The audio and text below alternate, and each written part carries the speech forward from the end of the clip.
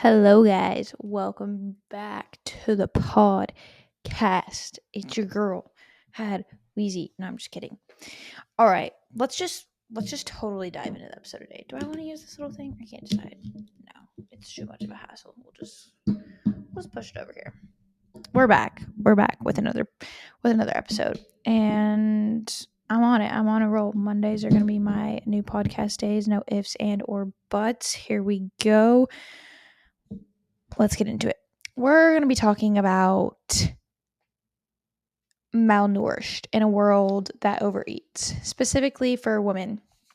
And malnourishment does not just mean skinny, underweight, undermuscled. When you think of malnourished, maybe you think of a kid or somebody that's been starved and they look skinny and have no muscle to them, have no body fat. Maybe that's what you think of.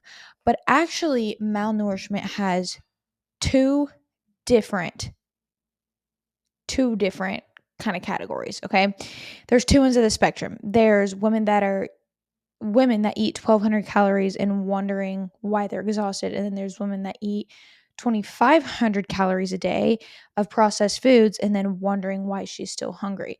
And I'm going to break down both of those, but for the overarching theme of this is malnourishment does not just mean skinny and under eating. It can also mean not eating enough of the right nutrient dense foods. So contrary to maybe what you have believed, that's actually what malnourishment means. When you look it up online, the definition of it is one or the other. So we're going to be talking about both of these, how it impacts women's health, how it impacts them, their hormones, their digestion, all the things. We're going to dive deep into it.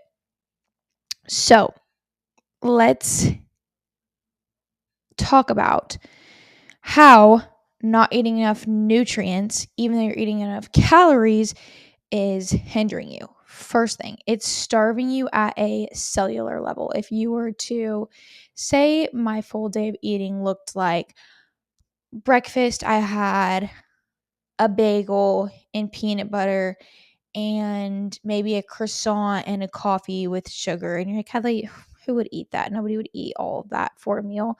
Nope, some women will just straight up eat straight carbs, or maybe they go to McDonald's and they have hash browns and they have a breakfast sandwich and then they have an orange juice and then they have a sugary coffee. And then right there, that's before you know it, that's 2,000 calories in a day. But there's no nutrients in that. There's maybe 2 grams of fiber from the hash brown, and there's maybe 15, 20, if that, 20 grams of protein from the muffin, and then from the coffee, and there it's going to be high fat from the sausage and the butter and the cheese and the fake egg. And you get what I'm saying, right? Where is the micronutrients in that? And you're like, well, there's fats in there, right? There's carbs, there's protein, but they're not balanced, right? You're having a big influx of fat from the grease, and you don't know what kind of oil they cook their food in, or from the butter, not quality butter, from the sausage, which is not a quality meat, from the fake egg, which is obviously not quality if it's a fake egg, from the orange juice, which is just straight sugar. Why not replace that with a fruit that's going to give you fiber and the nutrients to feel good, feel satiated? If you're seeing the point here, these foods in particular, are not satiating, and they're going to make you feel hungrier because they're not giving you any micronutrients, right? So now say if somebody else, a woman, she had a dip, they'll say the same person, right? Say she had a breakfast, right? And her breakfast was, she made it at home. She made her English muffin at home. She had a side of blueberries, a cup of blueberries. She did turkey bacon. She did 2 real whole eggs. Instead of doing cheese, she added avocado, which is going to have fiber, more healthier fat, right? Do you see where I'm going with this? And so that's going to make her feel more full because it has more micronutrients in it. There's more color, there's more fiber, there's less higher fats, there's more nutrient dense, there's more protein in that. It's a packed balanced meal. and there's no added oils, excess this, that, and the other that's going to make her feel hungry and crave more. There's no sugary coffee, there's no orange juice, right? You see where I'm going with all of this? Obviously, the one she makes at home is going to be a lot more dense in terms of nutrients and it's going to make her feel better, right? Even though she had that meal that was, enough calories, right? Enough energy, that energy that's not good energy from the foods is going to store in the body negatively. It's going to store as fat, as adipose tissue that's going to make you feel like crap, not going to support any of the hormones in your body, maybe slow your digestion down because there's no fiber and it's high fat. So maybe you're on the stool a lot. Do you see where I'm going with this ripple effect, right? So going into overeating the wrong foods. When I talk about this, obviously I'm talking about the going out to eat, the sugar, the immense amount of sugar that's in foods. And we don't even know, like that orange juice probably has, 25, 30 grams of sugar, right? I'm not saying orange juice is bad, but I don't think orange juice should be a part of a healthy diet. Just my honest opinion, because orange juice is literally not giving you anything. Oh, but it's high in vitamin C, like no. Eat a literal orange. A kiwi actually has more vitamin C than orange juice, if you were curious on that. Didn't hear that from me. No, you did hear that from me because I'm going to give you all the good facts. Anyways, processed carbs are thinking like bagels and pasta. And are these things fine, right? Can they be a part of a healthy diet? Yes. But when you're having bagel for breakfast, pasta for lunch, going out to eat your breaded chicken wings for dinner and your fried french fries, and then it's like, okay, you see what I'm going with this? Like, that's when the processed food becomes too much. I think a healthy full day of eating could be like, okay, cool, I have a bagel for breakfast, but my breakfast that's paired with like yogurt. And then my lunch, I'm going to do more like root vegetables and potatoes. And then my dinner, I'm going to do it's the same thing, more vegetables. And it's not like you're having starchy. I'm not saying starch is bad, but I'm saying in order to keep your body healthy, there's a give and take of things that you need to have. And some of those things is literally cutting out the processed and ultra processed foods, the snacks, the granola bars, the protein drinks. Like when you're eating food that's from literally the source itself, the ground itself, the animal itself, that's what we want, right? We don't want to be grabbing quick convenience items. And that's where the undernourishment comes into play, is because we're literally just feeding our body junk after junk after junk. We're having popcorn and granola bars and pastries and bread and processed meats like pepperonis and sandwich meat and all of these things. Like I said, they are fine when consumed in small amounts, but whenever this becomes your daily meals, or maybe you're somebody that's like, oh, like we make home cooked meals and it's like enchiladas and it's smothered in, you know, 5 pounds of sour cream and your beef is 70% lean and it's just tons of fat, high in fat foods that are not giving you any nutrients, right? There's such a smarter way that you can be eating and fueling your body properly. So instead of the sugar, the processed carbs, and fats, like fats, I'm talking about like the seed oils. And I'm not saying seed oils are bad, but they're not good, right? I understand they're going to be in some of the processed foods. And don't get me wrong, there are some processed foods that I like. I love the Simple Mills brand. I love the Lesser Evil popcorn. I love Siete brand. What else? Those are just ones that I'm thinking off the top of my head. Those ones are good. Those are processed foods that have minimal ingredients, right? So you want to be checking ingredients to make sure what you're eating is quality ingredients, right? It can be processed and have good ingredients. And so that's what I suggest that you look for and try as much as you can to not have a bunch of like canola oil and vegetable oils and things like that, because we want to be getting our fats from good sources, right? Olive oil. And this means literally drizzling this on your food. Olive oil, avocado, egg yolk, ground beef, salmon, peanut butter, almond butter, and natural, I should say, because those ones, you look at the ingredients on those too, they have palm oil or things like that. So keeping it to where whenever you are getting these processed foods, because they're still considered processed, right? Peanut butter would still be considered processed. Anything that's taken from its natural form is going to be considered processed. So even yogurt is considered processed, but I'm talking about ultra processed, the things that have tons of ingredients and things to make the food last longer on the shelf. And that's ultimately why how processed food is made is so that it lasts longer. And it doesn't keep you satiated, it doesn't keep you full. So, what does this cause though? Whenever we are eating the processed carbs, sugar, fat, and not enough protein, fiber, antioxidants from vegetables and fruits, this causes a blood sugar roller coaster, right? You think, oh, but like I'm trying to eat good, but I just crave sugar all the time. You would not crave sugar if you cut processed sugar out of your diet, if you ate actual, real, whole meals.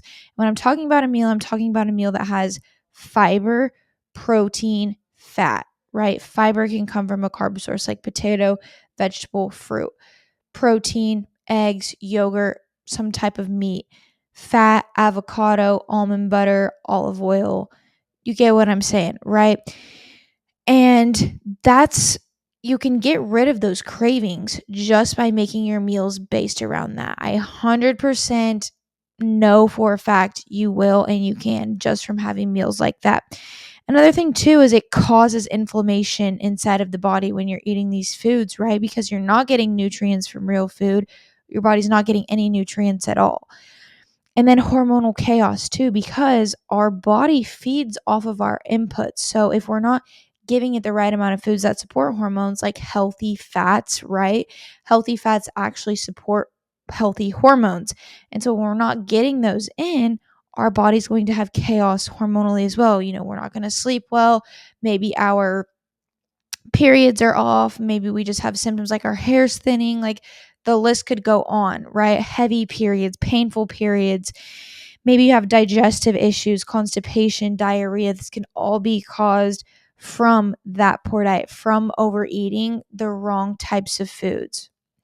So, for an example, just off the top of my head, maybe you grab a granola bar because it's quick and easy instead of having a legit meal or a snack that's nutrient dense, right? The granola bar is going to obviously every time you eat your blood sugar goes up, but it's going to spike your blood sugar and then it's going to crash hard, making you have, cravings for more of it, making you tired, lethargic, wanting to grab something else. Get what I'm saying? So, and then when we get into, so that's the overeating side of things, right? But when we get into the undereating altogether, this is undereating calories and nutrients. So this is like the skipped meals, the running on caffeine, using caffeine as a meal to kind of blunt your hunger. I see this all the time. I used to do that. Oh my gosh, I can't even tell you. I used to drink caffeine because I'd be so hungry and that would kind of like buzz me out. But that does something to your body in a negative way. Okay. Increases your cortisol. And when your body needs food, but you're giving it an energy drink, it's going to crash. And it's going to crash hard. It's going to literally crash that caffeine is going to, yes, blunt that hunger for a while, but you are going to feel so low energy 2 to 3 hours after drinking that. It's not even funny. So that's beyond the point. And then maybe you're eating too clean or too little.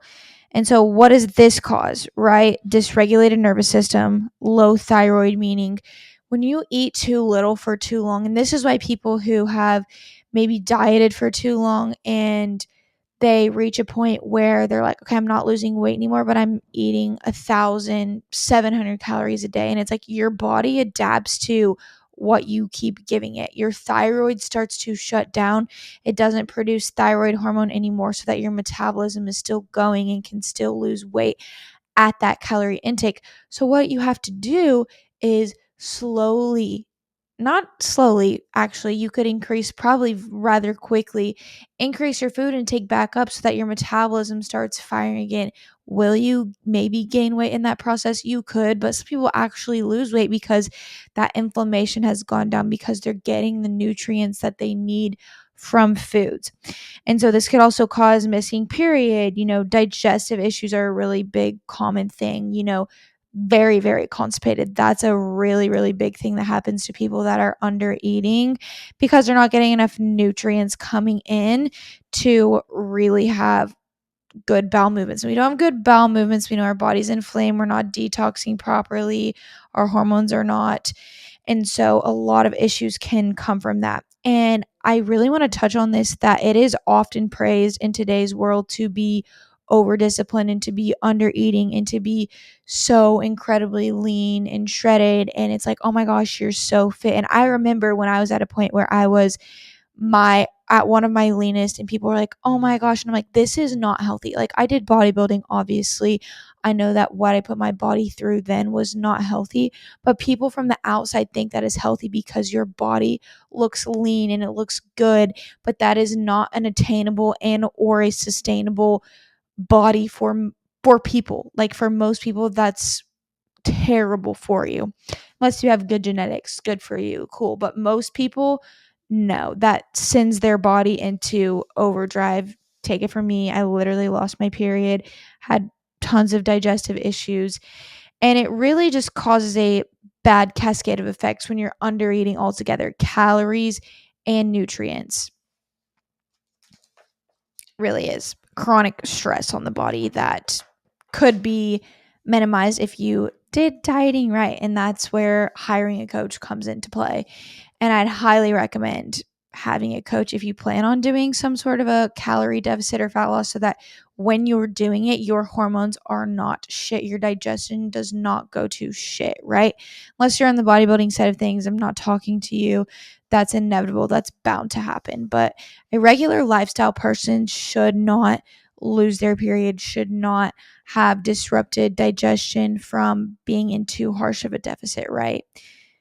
So, how could this look in your day to day as far as you under eating or overeating too much of the quote unquote bad foods and not enough of the foods that are going to fuel you? So, maybe this is what it could look like. You have coffee in the morning, you crave sugar midday, you can't focus, or you're healthy but your hair is thin, you have no libido, your cycles are off. Both of these things, both of the spectrums, like I've mentioned, so the spectrum to where you're overeating the wrong kinds of processed foods with no micronutrients at all, that can lead to hormone chaos. I've seen it before happen because you're getting fuel but not from the right food sources. Or you can also have metabolic slowdown because you're not getting enough nutrients to produce the thyroid hormone, the things that are going to inevitably make your body function at its best. If you don't have the proper nutrients, your body will not function how it's supposed to, right? You have the right energy, your hormones won't be made correctly, your brain function is off, right? Everything is a cascade effect of what you put inside of your body. The fix. Let's talk about the fix. So, it's not about eating less or eating cleaner. It's about eating better and about eating enough.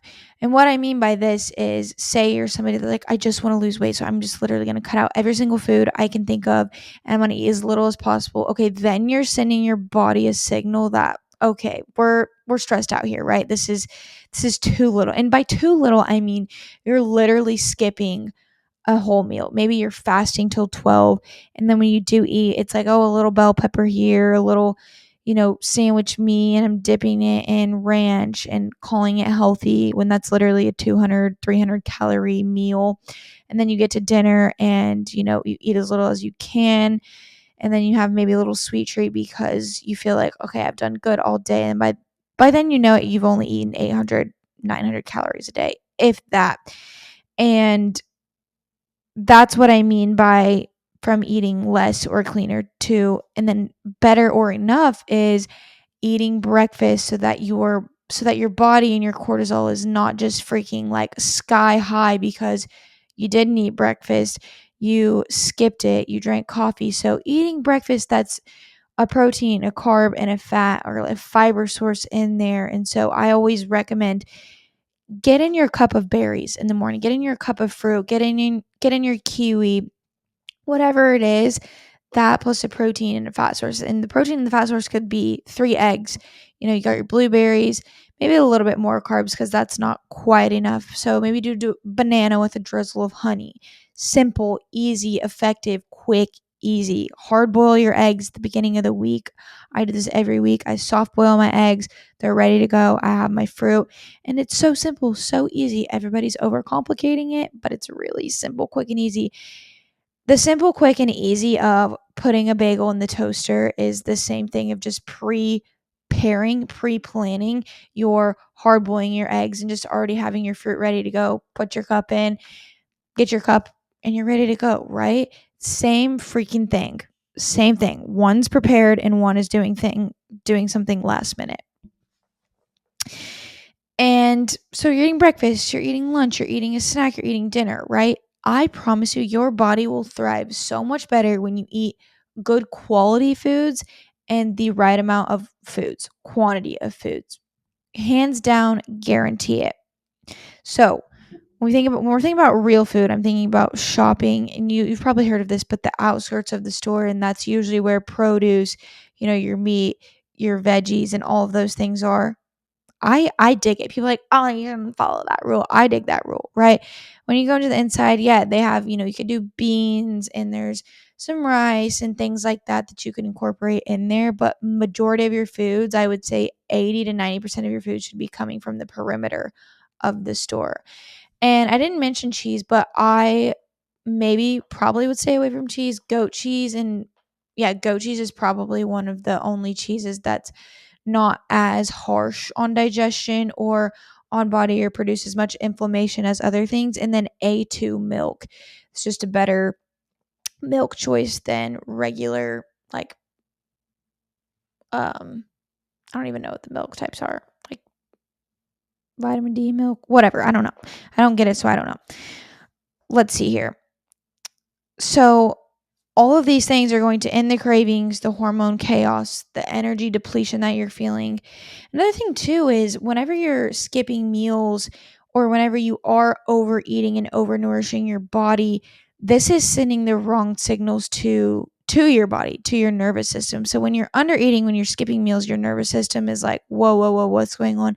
Same thing when you're eating too much of the wrong things. Your body's like, okay, we're dying, we're screaming, we want the nutrient dense foods. Where are they? You're depleting us, you're starving us of what we want. And what we want is nutrients. What we want is fiber. What we want is antioxidants. We want color food. We don't want beige, and we don't want hyper palatable things, right? Think about your body as if you weren't in it. Like, what would you give them to feel their best, to function properly, take your feelings and your thoughts out of the picture, right? What would you give them? Food for thought. Another thing too is like recovery wise, you're not going to recover. I mean, even if you're not going to the gym, which you should be, because the gym is 1000% the best way to improve your body, your mind, and everything else. All of your health markers improved in the gym by lifting weights. 100%, hands down. Everyone needs to do that. But if you're going to the gym and you're eating like crap, you're eating whatever, don't expect to build muscle and to recover if what you're giving your body is shit food and too much food, right? Because then you're defeating the purpose and you're accumulating more fat than you should be. So if you've been kind of stuck in this eat less and move more, or maybe just eat whatever, like I can do whatever and I'll worry about it later, it's time to figure out exactly what you need for your body. And so offering one-on-one coaching November, December, and January at a discounted rate. And it's only open for limited amounts of people. And so I want you to be able to get your hands on it, because my goal is to really help the women that are struggling with these issues, because I've been on the spectrum of eating too little and I've had lots of clients on the spectrum of eating too much of the wrong foods and not enough of the good foods. So hope this episode helps you guys. Hope you got some good insight, and it maybe opened up your mind to, okay, hey, this is where I need to make some changes in my life. If you have questions, DM me, message me on Instagram, whatever it is, and I will see you guys in the next episode. Bye.